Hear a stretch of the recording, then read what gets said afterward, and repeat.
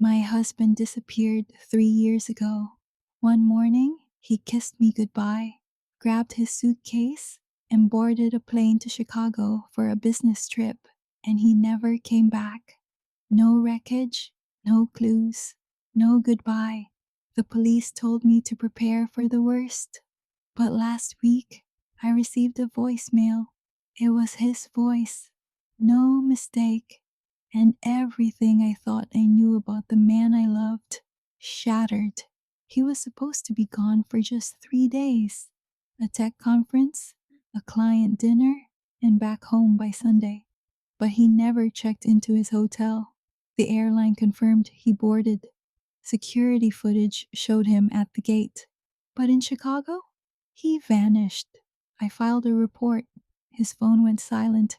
Days turned into weeks, weeks into months. I stopped going to work. I barely ate. I couldn't sleep. And when the police gave up, I didn't. I hired private investigators. I contacted psychics. I even chased a fake lead to Mexico. Nothing ever made sense until that voicemail. They played it over and over. The audio was distorted, but his voice was unmistakable. Sarah, I don't know if this will reach you. I'm sorry. I couldn't tell you the truth. I had to disappear. I had no choice. They're still watching. If you find this, go to the cabin. You'll understand. I knew that voice, that tiny stutter when he said my name.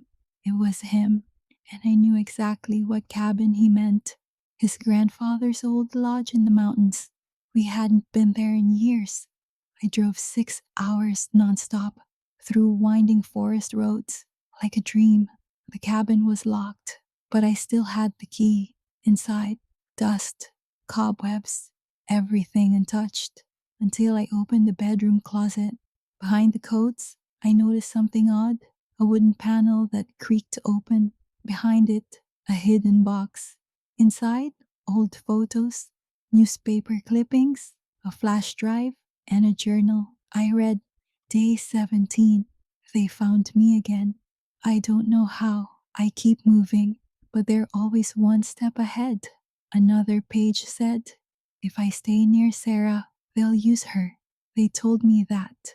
Disappear or she dies. I took the flash drive to an old colleague of his, someone I barely trusted. He stared at the files and said, your husband wasn't in sales. That was a cover. He was part of a digital task force. He saw things, dangerous things. The files revealed government surveillance on citizens, blackmailing politicians, election tampering, things people kill to protect. Then I found a second voicemail. If you're hearing this, I'm probably gone, but you need to finish what I started. I felt like I didn't even know the man I married, but I wasn't about to let them erase him. I leaked the files to 3 independent journalists. Then I vanished. 1 week later, the headlines exploded. Arrests, investigations.